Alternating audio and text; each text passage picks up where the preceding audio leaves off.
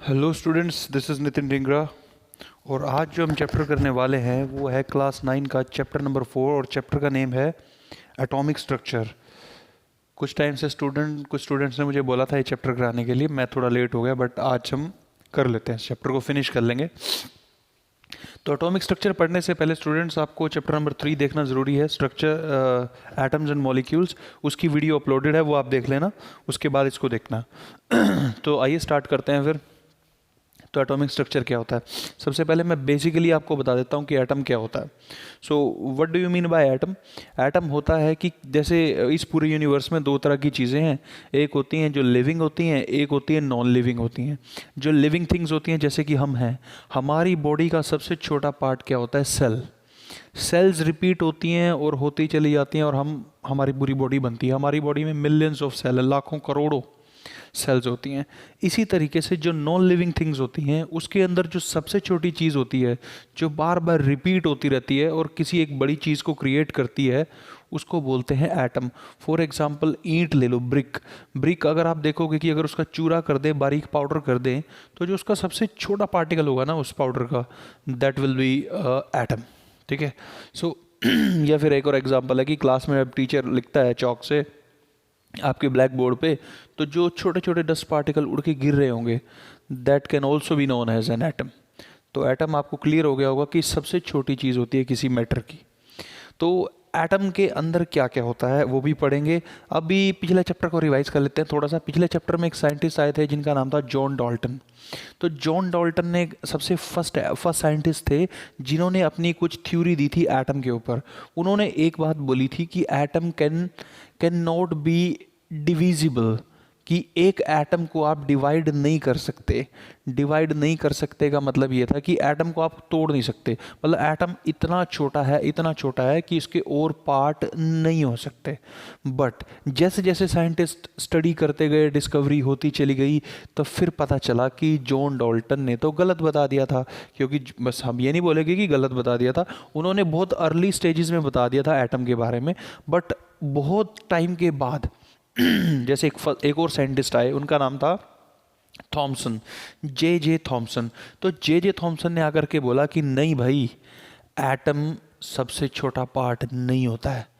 Atom होता सबसे छोटा है जो कि रिपीट होता है, बट एटम के अंदर भी कोई चीज़ें हैं। ऐसा नहीं है कि हम एटम को डिवाइड नहीं कर सकते। तो उन्होंने एटम के बारे में अपना एक मॉडल रखा। उस मॉडल का नाम बोलते हैं हम J Thomson model. J Thomson model. ठीक है। सो ये साइंटिस्ट थे जे थॉमसन। इन्होंने आकर के अपनी एक थ्योरी थी। अब इन्होंने क्या बोला, जे थॉमसन बोलते हैं कि जो एटम होता है ना, वो एक वाटरमेलन की तरह होता है, एक तरबूज की तरह होता है, या एक केक की तरह होता है जिसके ऊपर आपने कुछ फ्रूट्स रखे हुए होते हैं।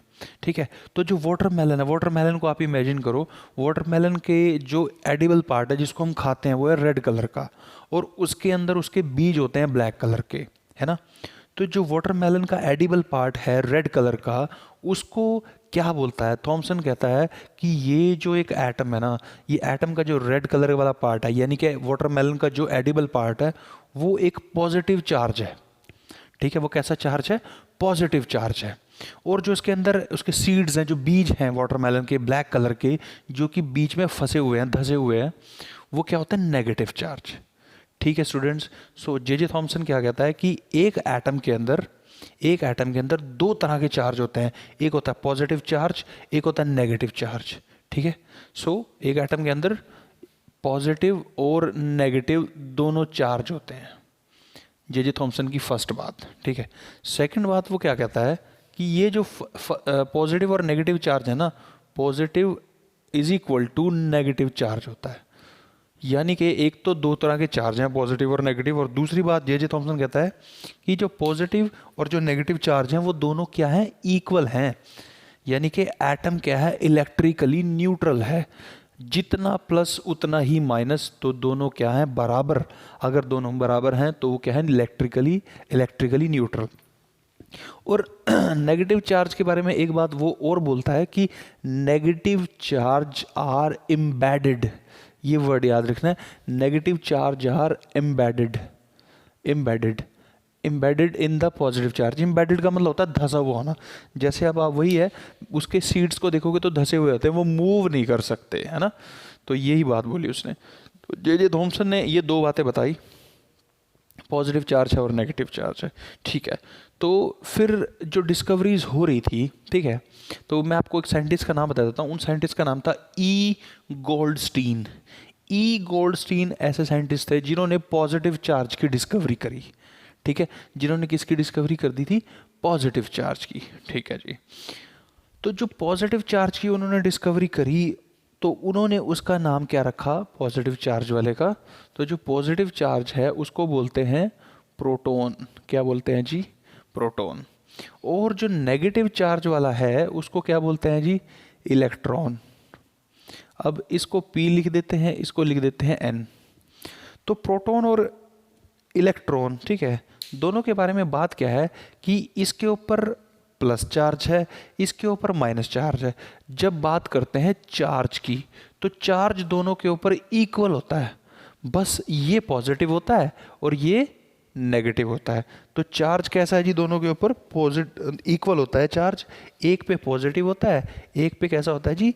नेगेटिव होता है। ओके। दूसरी बात, जो ये प्रोटॉन होता है ना, प्रोटॉन का जो वेट होता है इलेक्ट्रॉन के वेट से 2000 टाइम, 2000 टाइम यानी कि 2000 गुना प्रोटॉन भारी होता है। और इलेक्ट्रॉन का जो मास है वो कैसा है?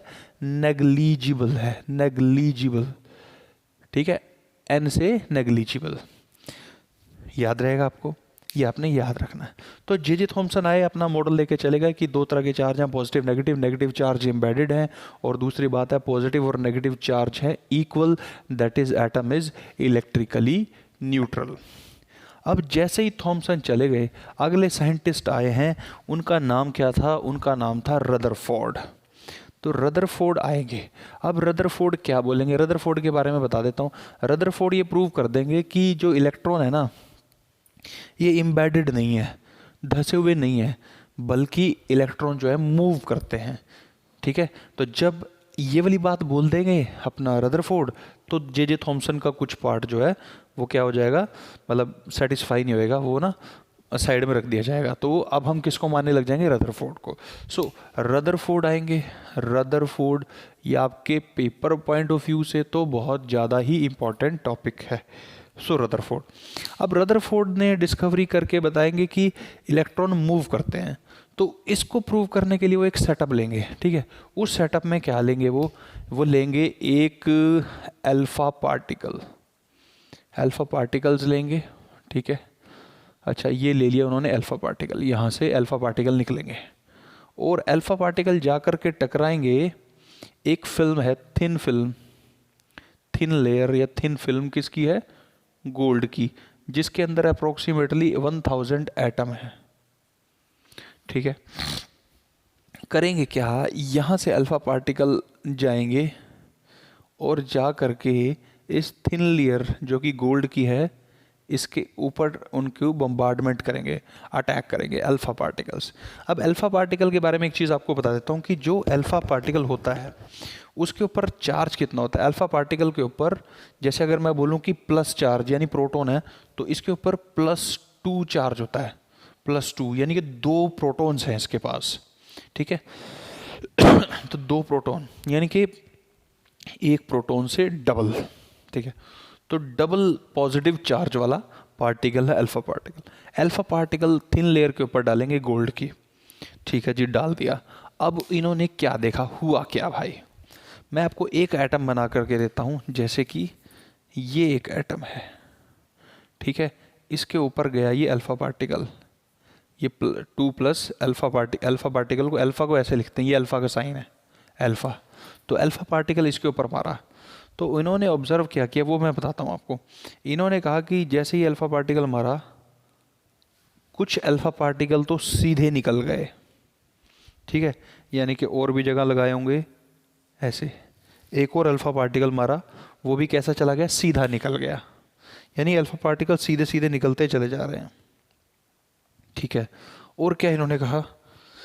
भाई कुछ अल्फा पार्टिकल जो थे वो डिफ्लेक्ट हो गए, जैसे ऐसे आ रहा था चला हुआ और ऐसे मुड़ गया, डिफ्लेक्ट हो गए।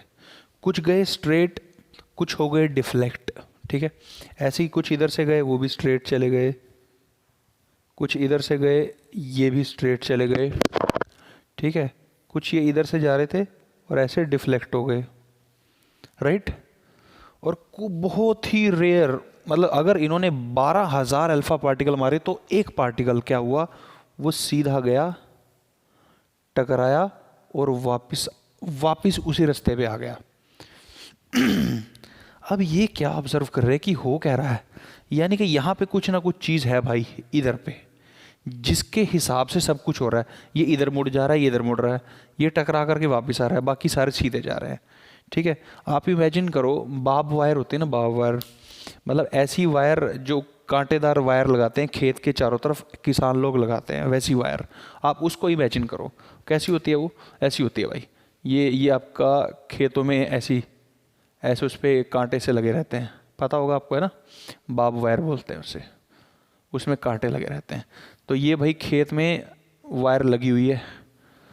अब आप इसके ऊपर पत्थर फेंकते हो, जब आप इसके ऊपर पत्थर फेंकोगे तो क्या होगा, मैक्सिमम पत्थर जो है ना, अब कोई कोई पत्थर लगेगा इस तार को, इस तार को, इस तार को, बाकी ज़्यादा से ज़्यादा क्या करेंगे, आर पार ऐसे गिरेंगे, बिना टकराए निकल जाएंगे ना।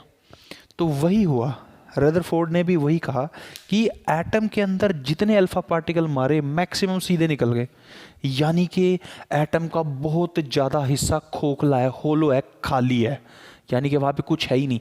एटम अल्फा पार्टिकल सीधा ही निकल गया, यानी एटम खाली पड़ा है। तो देखो, most of the alpha particles goes straight, ठीक है, therefore it means that most of the part of the atom is hollow या फिर एम्प्टी या वैकेंट, ठीक है। Some of alpha particles get deflected, ठीक है।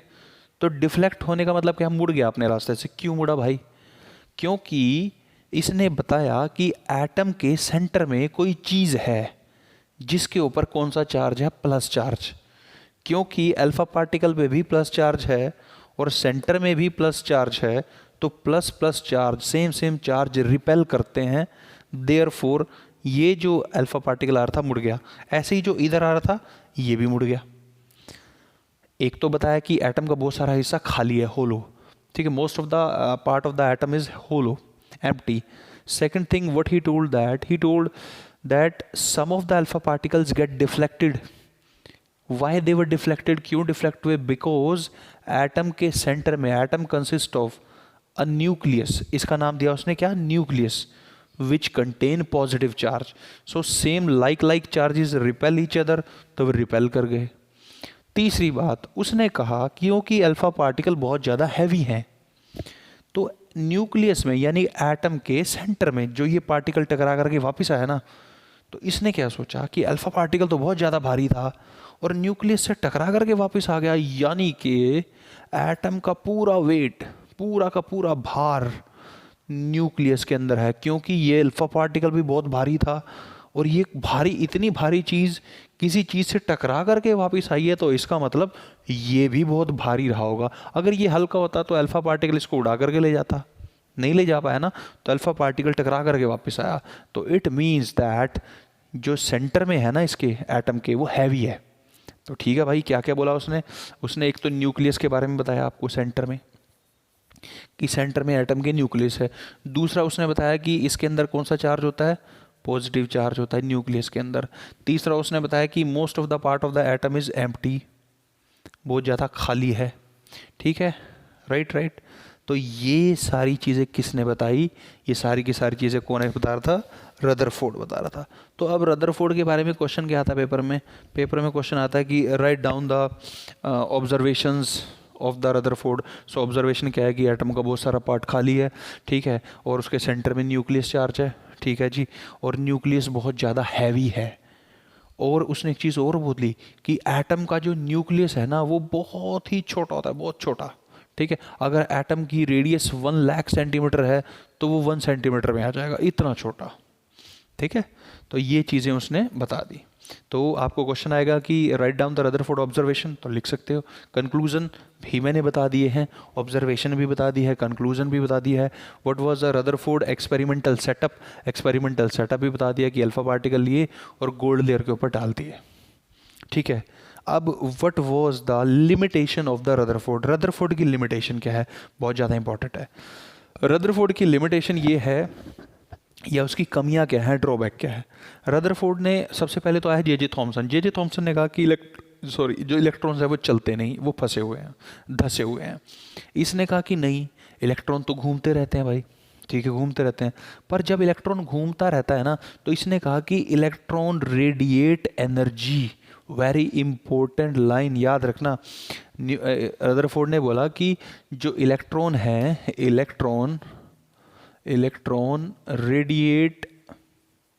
रेडिएट एनर्जी, यानी कि वो एनर्जी छोड़ते हैं। तो भाई हर चीज़ के पास एनर्जी की कोई लिमिट होती है, ठीक है। मैं खाना खा लिया, मैं चलता जा रहा हूँ, खाना डाइजेस्ट हो गया, मुझे फिर से भूख लगी, मुझे फिर से कुछ चाहिए। तो इलेक्ट्रॉन अगर रेडिएट करेगा एनर्जी को, तो घूमते घूमते घूमते कभी तो उसकी एनर्जी ख़त्म हो जाएगी। जब इलेक्ट्रॉन की एनर्जी ख़त्म हो जाएगी तो उसके साथ क्या होगा, वो घूम रहा था न्यूक्लियस के चारों तरफ, तो घूमते घूमते जब उसकी एनर्जी हुई ख़त्म, वो घूमना कर गया बंद। जैसे वो घूमना बंद करेगा वो गिर जाएगा। कहाँ पे गिरेगा, वो न्यूक्लियस में। तो जब प्लस चार्ज और माइनस चार्ज मिल जाते हैं तो कोई भी चीज़ क्या हो जाती है, न्यूट्रल। तो एटम के अगर इलेक्ट्रॉन सारे के सारे न्यूक्लियस के अंदर गिर जाएंगे तो एटम तो हो जाएगा ख़त्म। So this was the limitation of the Rutherford model कि इलेक्ट्रॉन रेडिएट एनर्जी, जबकि ऐसा नहीं होता है। अब इस कमी को कौन पूरा करेगा, वो नेक्स्ट मॉडल आएगा। इससे नेक्स्ट साइंटिस्ट कौन थे, इससे नेक्स्ट साइंटिस्ट आ गए भाई, उनका नाम था बोहर मॉडल ऑफ एटम। ठीक है, अब बोहर मॉडल समझते हैं। ठीक है, अच्छा ये मैंने साइड में लिखा हुआ है ना, ये मैंने पिछले चैप्टर में भी पढ़ाया था, इसमें बता दूंगा। पिछले चैप्टर में एक टॉपिक कराया था वैलेंसी का, इस चैप्टर में फिर से है वो, तो उसके लिए लिखी हुई है, एक बार बता दूंगा, नहीं तो पिछली वीडियो आप देख लेना ज़रूर से। Next, Bohr model of atom, Bohr model है। अब बोहर ने कहा कि रदरफोर्ड तो एक चीज़ गलत बोल गया कि इलेक्ट्रॉन रेडिएट करते हैं एनर्जी। इसने आते ही बोला भैया इलेक्ट्रॉन जो घूमते हैं ना, जिस रास्ते पे इलेक्ट्रॉन घूमते हैं तो वो होते हैं डिस्क्रीट ऑर्बिट। डिस्क्रीट मतलब एक स्पेसिफाइड है, और उसको नाम दिया क्या, ऑर्बिट। यानी कि जिसके ऊपर इलेक्ट्रॉन घूमते हैं वो डिस्क्रीट होता है, स्पेसिफाइड होता है कि इसी रास्ते पे घूम सकता है। ऐसा नहीं कि यहाँ से आगे आ जाएगा या पीछे चल जाएगा, नो, यहीं पे घूमेगा वो। ठीक है, तो इलेक्ट्रॉन का जो है डिस्क्रीट ऑर्बिट होगा। और दूसरी बात उसने बोला कि electron do not radiate energy, वो एनर्जी नहीं छोड़ते। अगर वो एनर्जी छोड़ते तो उनकी एनर्जी ख़त्म भी होती और वो गिर जाता। तो ये दो चीज़ें उसने बताई। और जब उसने कहा कि डिस्क्रीट ऑर्बिट में एक कोई पक्का ऑर्बिट है जिसके अंदर इलेक्ट्रॉन घूमते हैं, तो उस ऑर्बिट के उसने नाम दिए। क्या नाम दिए, के एल एम एन। यानी कि एक ऑर्बिट होगा के जिसके अंदर इलेक्ट्रॉन घूमेगा, एक ऑर्बिट का नाम दिया एल जिसके ऊपर इलेक्ट्रॉन घूमेगा, एक ऑर्बिट का नाम दिया एम, एक का नाम दिया एन। यानी कि ऐसे सर्कुलर रास्ते हैं जहाँ पे इलेक्ट्रॉन घूमेगा। ठीक है, तो यानी कि ऐसे अगर हम इमेजिन करें कि ये एटम का न्यूक्लियस है और ये इसके चारों तरफ सर्कल लगा दिए हमने ऐसे। ठीक है जी, सर्कल देखो कितने बढ़िया बना दिए, वाह क्या बात है नहीं। तो ये के हो गया ऑर्बिट, ये एल हो गया, ये एम हो गया और ये हो गया एन। तो इस तरह से ये डिस्क्रीट ऑर्बिट है, इसी के ऊपर इलेक्ट्रॉन घूमेगा। इसके बीच में जो जगह बढ़ी है यहाँ नहीं घूमेगा, यहाँ नहीं घूमेगा, यहाँ नहीं घूमेगा। तो इनके नाम क्या दिए, के एल एम एन।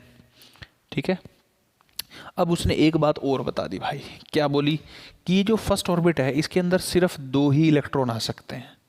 ठीक है, कि उसके अंदर जगह थोड़ी है।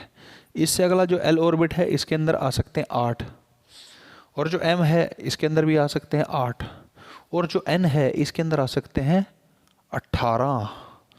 तो इतने इतने इलेक्ट्रॉन आ सकते हैं। अब जरूरी नहीं है कि इतने ही आए। अगर एक इलेक्ट्रॉन है किसी एटम के पास तो इसके अंदर एक ही आएगा, अगर 2 हैं तो 2 आएंगे। अगर किसी एटम के पास 3 इलेक्ट्रॉन है तो 2 ही आ सकते हैं, इसमें एक आएगा अगले ऑर्बिट में। अगर किसी इलेक्ट्रॉन के पास, किसी एटम के पास 15 इलेक्ट्रॉन है तो पहले में 2 आएंगे, दूसरे में आएंगे 8, 2 और 8 हो गए 10। उसके पास कितने इलेक्ट्रॉन है? 15, तो बचे 5। तो तीसरे ऑर्बिट m में आएंगे 5। समझ गए? तो इस तरह से इलेक्ट्रॉन्स घूमते हैं।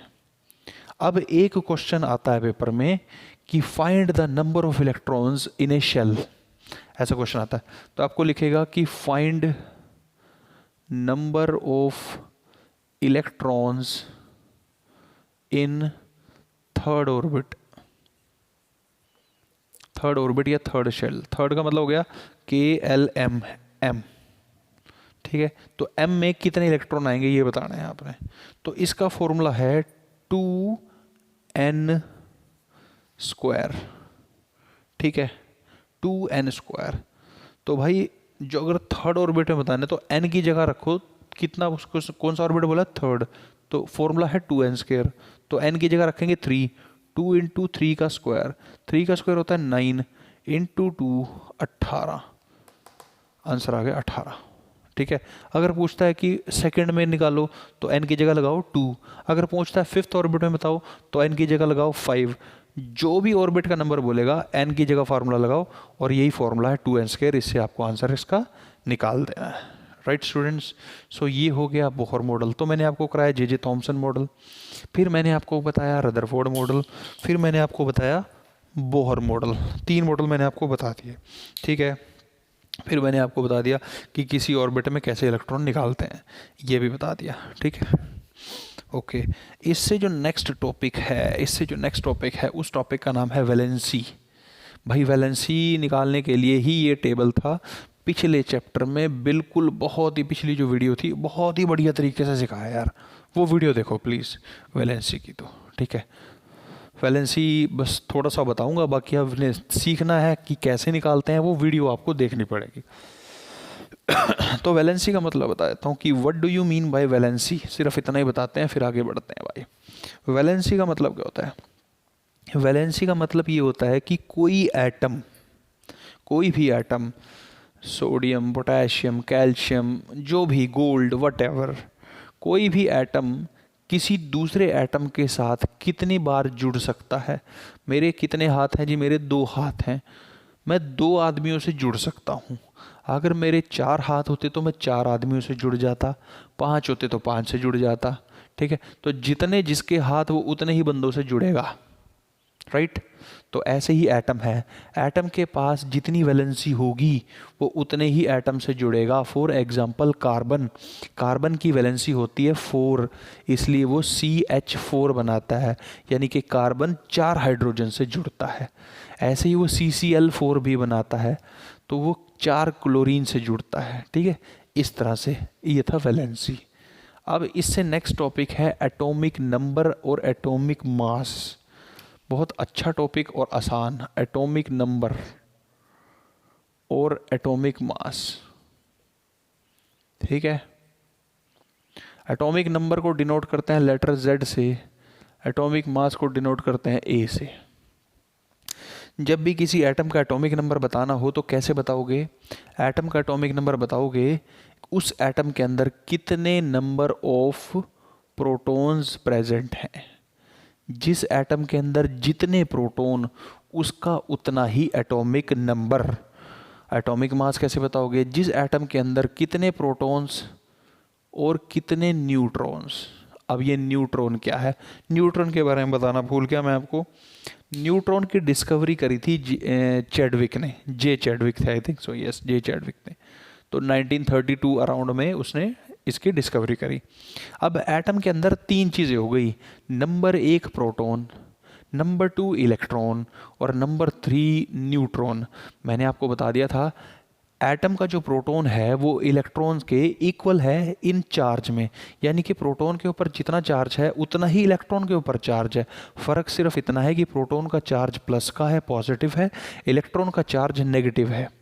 बट अगर मास की बात करें, वेट की बात करें, तो जो प्रोटॉन है वो 2000 यानी 2000 time heavier than a electron, electron से 2000 टाइम हैवी होता है। अब जहाँ पे प्रोटॉन मिलता है उसी के साथ एक और चीज़ मिलती है जिसका नाम होता है न्यूट्रॉन, N से रिप्रेजेंट कर रहे हैं उसे। तो न्यूट्रॉन जो होता है उसके ऊपर कोई भी चार्ज नहीं होता है, ना तो वो पॉजिटिव होता है ना ही होता है वो नेगेटिव, ये आपने याद रखना।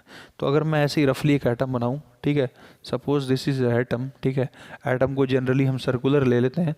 एटम के सेंटर में क्या होता है, न्यूक्लियस, ये क्या होता है, न्यूक्लियस। और ये न्यूक्लियस के बारे में अभी बताया था रदरफोर्ड ने कि जो एटम का सारा वेट है वो कहाँ पे कंसंट्रेटेड होता है, न्यूक्लियस में। एटम का सारा वेट न्यूक्लियस में होगा और न्यूक्लियस के अंदर प्लस चार्ज यानी कि प्रोटॉन भी मिलेंगे और इलेक्ट्रॉन भी मिलेंगे, सॉरी न्यूट्रॉन भी मिलेंगे। और इस न्यूक्लियस के बाहर जो ये गोल गोल रास्ता है इसको बोहर ने बोला क्या, ऑर्बिट। इस ऑर्बिट के ऊपर मिलेंगे क्या, इलेक्ट्रॉन। क्या मिलेंगे यहाँ पे, इलेक्ट्रॉन। अब सोचने की बात यह है भाई कि अगर किसी एटम से किसी चीज़ को निकाल पाना आसान चीज़ है, जो मतलब जो निकल सकती है एटम से, वो इलेक्ट्रॉन है। प्रोटॉन को किसी एटम से निकाल पाना पॉसिबल नहीं है। न्यूट्रॉन से किसी एटम को निकाल पाना is not possible. The only thing which can be extracted out, जो कि किसी एटम से बाहर निकल सकती है, दैट इज़ ओनली इलेक्ट्रॉन। तो एक एटम के पास एक टाइम पे कम इलेक्ट्रॉन भी हो सकते हैं और ज़्यादा भी हो सकते हैं, ठीक है, बट प्रोटॉन और न्यूट्रॉन फिक्स रहेंगे। इसलिए जब कभी भी हम किसी एटम का एटॉमिक नंबर या एटॉमिक मास की बात करते हैं तो वो प्रोटॉन और न्यूट्रॉन से ही करते हैं, कभी इलेक्ट्रॉन से नहीं करते। यहाँ पे एटॉमिक नंबर पूछा तो मैंने कहा कितने प्रोटॉन हैं, यहाँ एटॉमिक मास पूछा तो मैंने कहा कितने प्रोटॉन हैं और कितने न्यूट्रॉन हैं, दोनों को टोटल कर दो वो एटॉमिक मास आएगा। पर इलेक्ट्रॉन भी तो एटम का पार्ट है, इलेक्ट्रॉन के बारे में कहीं नहीं बात हुई। क्यों नहीं हुई, क्योंकि इलेक्ट्रॉन जो है ना एक्सट्रैक्ट हो सकते हैं एटम से। तो किसी एटम से अगर इलेक्ट्रॉन निकल गया तो फिर हमें दिक्कत हो जाएगी बताने में ना। तो इसलिए हमेशा हम प्रोटॉन और न्यूट्रॉन की बात करते हैं। तो जब भी एटॉमिक नंबर निकालेंगे तो उसके प्रोटॉन गिन लो, ठीक है। फॉर एग्जांपल कार्बन, कार्बन का एटॉमिक नंबर होता है 6, तो इसका मतलब है उसके अंदर प्रोटॉन भी कितने हैं, 6, ठीक है। अच्छा, कार्बन का एटॉमिक मास होता है 12, यानी कि 6 तो उसके अंदर प्रोटॉन है और 6 ही उसके अंदर न्यूट्रॉन है। 6 और 6 जोड़ दिया तो आंसर आ गया 12, ठीक है। ऐसे निकालते हैं। So atomic number may be defined as the number of proton present in an atom is known as atomic number. Atomic mass may be defined as the sum of number of protons and number of neutrons present in an atom. तो ये हो गया atomic number और atomic मास। तो जी students, सबसे last topic है इस chapter का, वो कराने जा रहा हूँ मैं अभी आपको। उस टॉपिक का नाम है आइसोटोप एंड आइसोबार। तो ठीक है, लास्ट टॉपिक है। आई होप आपको समझ आ रहा होगा, बहुत आसान चैप्टर है। फिर भी डाउट आए तो आप मेरे को बताना, मैं आपको बता पाऊंगा। यहाँ मैंने एटॉमिक नंबर लिखे हुए हैं सामने, ठीक है। इसको भी आपको लर्न होना करना चाहिए। आप जब लर्न करोगे तभी आपको ये चैप्टर समझ आएंगे अच्छे से। पहले 3rd चैप्टर देखो, फिर देखो 4th, आइसोटोप्स और आइसोबार। अब आइसोटोप और आइसोबार क्या होते हैं? कुछ ऐसे एटम्स होते हैं, कुछ ऐसे एटम होते हैं जिनके एटॉमिक नंबर तो होते हैं सेम, ठीक है, बट एटॉमिक मास होते हैं डिफरेंट, ठीक है। यानी कि जिनके एटॉमिक नंबर सेम हो और एटॉमिक मास डिफरेंट हो जाएं उसे बोलते हैं आइसोटोप। फॉर एग्जाम्पल मैं लिख रहा हूं, ये है, इसको बोलते हैं हाइड्रोजन या फिर प्रोटियम, इसको बोलते हैं ड्यूटीरियम, इसको बोलते हैं ट्रीटियम। स्पेलिंग चेक कर लेना। जो नीचे लिखा जाता है वो हमेशा लिखा जाता है एटॉमिक नंबर, और जो ऊपर लिखते हैं एटॉमिक मास। तो यानी कि 1H1 में 1 एटॉमिक नंबर है और 1 ही एटॉमिक मास है। ये भी हाइड्रोजन है, ये भी हाइड्रोजन है, ये भी हाइड्रोजन है। ये हाइड्रोजन की 3 वैरायटी है, प्रोटियम, ड्यूटीरियम, ट्रीटियम। इसके अंदर भी हाइड्रोजन का एटॉमिक नंबर 1 है पर एटॉमिक मास है 2। यहाँ पे भी एटॉमिक नंबर 1 है, एटॉमिक मास है 3। तो एटॉमिक मास 2 या 3 होने का क्या मतलब है? एटॉमिक मास 2 या 3 होने का मतलब है कि यहाँ पे 2 न्यूट्रॉन है और 1 प्रोटॉन है, इसमें 1 न्यूट्रॉन है और 1 प्रोटॉन है, और इसके अंदर कोई भी न्यूट्रॉन नहीं है। तो अगर आपको क्वेश्चन आए कि tell us an element where there is no neutrons are present, no neutron, so that is the hydrogen या फिर प्रोटियम। यहाँ पे कोई भी आपको न्यूट्रॉन नहीं मिलेगा। सो जिनके एटॉमिक नंबर सेम हो, एटॉमिक नंबर सेम हो और एटॉमिक मास डिफरेंट हो, those are known as isotopes. अब आइसोबार क्या होता है? उल्टे ऐसे, जहाँ पे एटॉमिक मास हो सेम बट एटॉमिक नंबर हो डिफरेंट। एग्जाम्पल के लिए आर्गन और कैल्शियम। आर्गन का एटॉमिक नंबर होता है 18, कैल्शियम का एटॉमिक नंबर होता है 20।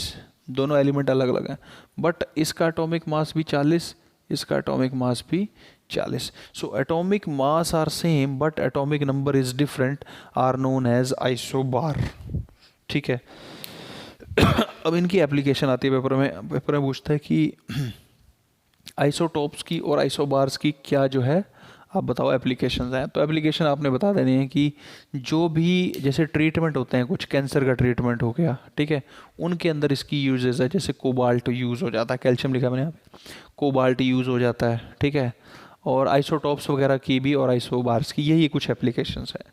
तो ये आप एक नंबर में पढ़ सकते हो। सो गाइज आई होप कि आपको अच्छे से समझ आ गया होगा। अगर कुछ समझ नहीं आया तो आप मुझे बता देना। अब मैं इसकी नेक्स्ट वीडियो जो बनाऊंगा तो उसमें मैं इसके ऑब्जेक्टिव क्वेश्चन बनाऊंगा। तो इसके अंदर ये चैप्टर फिनिश है। So guys thank you so much. और हाँ, वीडियो को लाइक शेयर एंड सब्सक्राइब ज़रूर करते हैं।